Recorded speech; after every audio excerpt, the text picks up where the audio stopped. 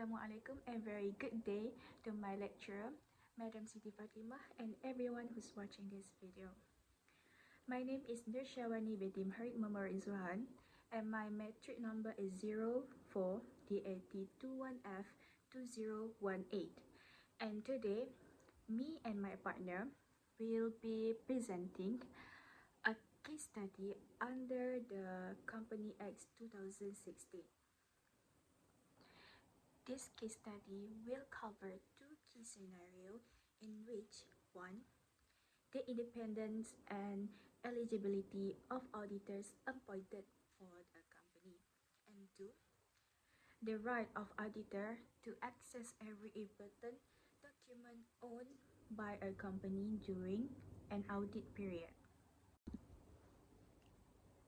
Now we will be looking at the issue for the first case.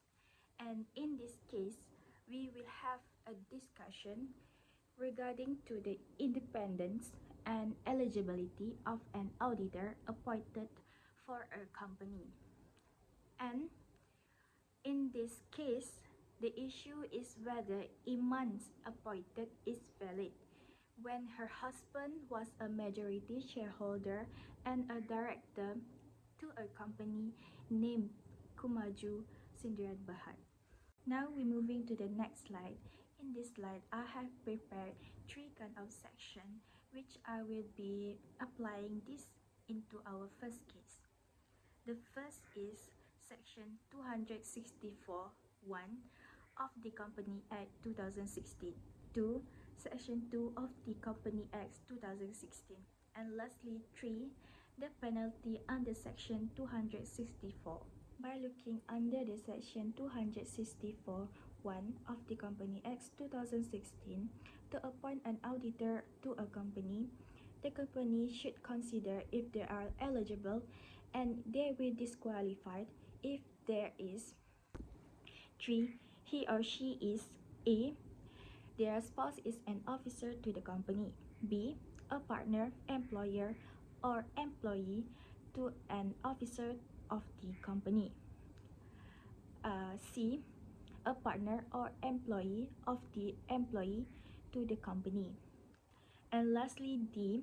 A shareholder or their spouse is the shareholder of the company whose employee is an officer to the company. Next is section 2 of the Company Act 2016.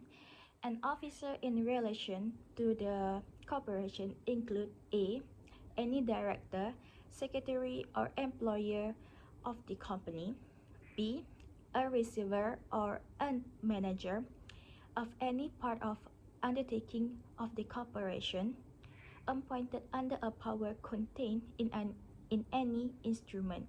Also under the section 264(1), while the subsection itself lists the prohibited action for a person acting as the company auditor, there is penalty for contravening this provision and is provided in later subsection in section 264(5).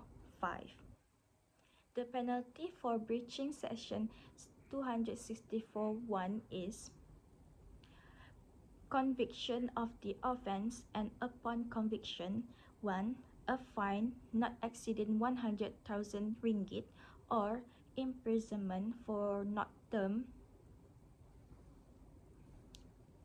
The penalty for breaching section 264(1) is conviction of an officer, and upon conviction, 1. A fine not exceeding 100 ringgit or imprisonment for a term not exceeding 1 year, or lastly, both. Now we're moving to the case. In this case, Iman is a spouse to Kuzain, in which she is appointed by her own husband to be an auditor to Kumaju Sindiran. If auditor has a close relationship with somebody in management, there will rise a conflict of interest, which is this compromise the credibility of the audit report. While there is not much relevant cases in Malaysia, A similar case is reflected to Rick Kingston Counter Mill 1906, where it was emphasized that auditor must act independently and objectively, were not being influenced by any party connected to the management or ownership of the company. Now we're moving to the application.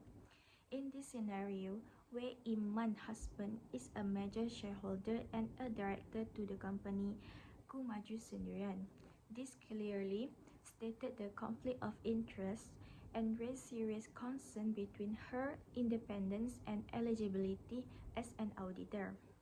Under Section 264(1), Iman was already disqualified from being an auditor, as she has a close relationship to her own director. And if we're looking at the Section 2, according to the term of officer, a director is also an officer to the company. Therefore, all duties and liability imposed on an officer under this Act also apply to directors. Also, under Section 264, there is a penalty for those breach this Act. If Kuzain still want Iman to play a role as an auditor in his own company, he is able to be fined not exceeding 100,000 or imprisonment not exceeding 1 year or both. And lastly is the conclusion. The conclusion of this case is the appointment Iman as an auditor is not valid under the Company Act 2016 due to her close relationship to a major shareholder and a director of the company. Therefore, her appointment violates Section 264 and is deemed unlawful.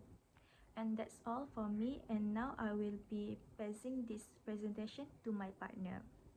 Assalamualaikum and good morning. My name is MADIHAH HANIN BINTI Muhammad NASIR. My matric number is 04DAT21F2015. And today I will continue our presentation for case study that will be discussing about a legal issue that is highly relevant to corporate governance and accountability, particularly in the role of auditors in private companies. And this scenario involved an auditor named Han and a company called Bumi Hijau Sendirian Berhad. And we will be examining this scenario using a legal analysis format of the issue, the principle of law, the case, the application, and the conclusion. First, let's begin with the issue. Han, who is the appointed external auditor of Bumi Hijau Sendirian Berhad, has requested access to the minutes of the company's most recent Board of Directors meeting. This meeting involved several controversial decisions which, in his professional opinion, may impact the financial statement of the company. However, his request was denied by the chairman of the board, who claimed that the content of the minutes were confidential and thus not accessibility to him.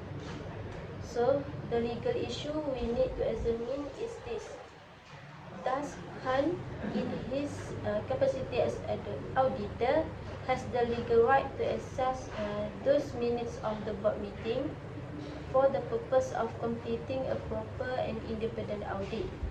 Or does the company have the right to withhold such information based on confidentiality?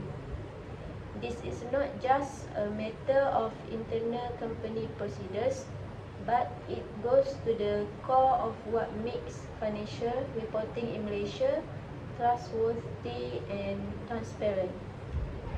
Now, let's move on to the principle of law that governs this issue.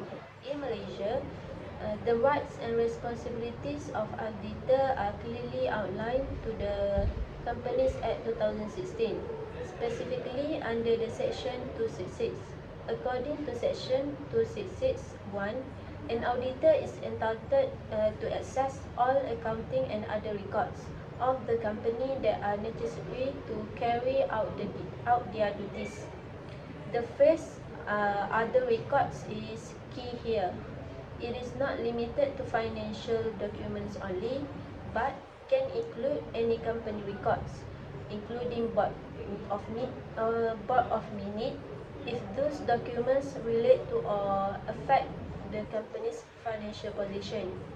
Furthermore, Section 266(2) strengthened the auditor's role even further by giving the auditor the rights to demand explanations and information from the company's officers, including directors, that they seem necessary to complete the audit. The law clearly recognizes that for an auditor to function effectively, they must not only look at the numbers, but they must understand the decision and the correct behind those numbers. In simple terms, if something affects the company's finance, even indirectly, the auditor must have access to it. Next is case of law. These statutory rights are supported by important case law, which reaffirm the breadth of an auditor's access. First, we have the case of Reds versus Board of Trade Acts Part Smith, 1950. In this case, the court held that an auditor has the right to examine any document relevant to the financial state of the company. The judgment made it clear that confidentiality is not a valid excuse for withholding information from auditors if that information is relevant to the audit. Another important case is Dono versus Allied Newspapers Limited. It is in 1938. Here, the court confirmed that auditors must be allowed to inspect any records that affect their audit work, even if those records contain sensitive or confidential information. Both of these cases establish the same principle. If a document is relevant to the audit, the auditor must be given access, full stop. Without this access, an auditor cannot reasonably fulfill their statutory duty to form an opinion of the financial statement. Next is the application. Let's now apply this principle to the case of Han and Bumi Hijau Sendiri Berhad. Han in this situation is clearly trying to act without his professional and legal responsibilities. He has identified that the minutes of the board meeting may contain information about the financial decisions, perhaps authorizing large expenditures, entering into risky contact, or changing the structure of liabilities or assets. This decision may have a direct or indirect impact on the financial position of the company. For instance, a controversial decision to invest in a risky project or sell a significant asset would need to be closed and properly accounted for it in the financial statement. Han believed that without reviewing the minutes, he cannot provide an accurate and complete audit report, and that is a very reasonable position. Now, the chairman's refusal to provide the minutes, citing confidentiality, is problematic. While companies do have internal confidentiality policies, they do not override statutory obligation under the Company Act. In fact, refusing to provide access may raise red flags and lead to further security. One could even argue that this behavior potentially borders on obstructing an audit. which can have a serious implication for corporate governance and investor trust. To conclude, the law is clear. Han has the right to access the minutes of Board of Meeting. Under Section 266 of the Company Act 2016, and the chairman's claim of confidentiality is not a lawful ground for refusal. Board minutes are part of the company's records and can be crucial in understanding financial decisions. As long as the information in those minutes relates to the financial affairs of the company, the auditor must be allowed to access. Denying the access not only breaches the auditor's legal rights, but it undermines the entire purpose of having an audit in the first place, to ensure accountability, transparency, and the protection of shareholders. Therefore, Bumi Hijau Sdn Bhd must comply with Han's request. If they continue to refuse, Han may need to report this issue in his audit findings or even escalate the matter to the authorities.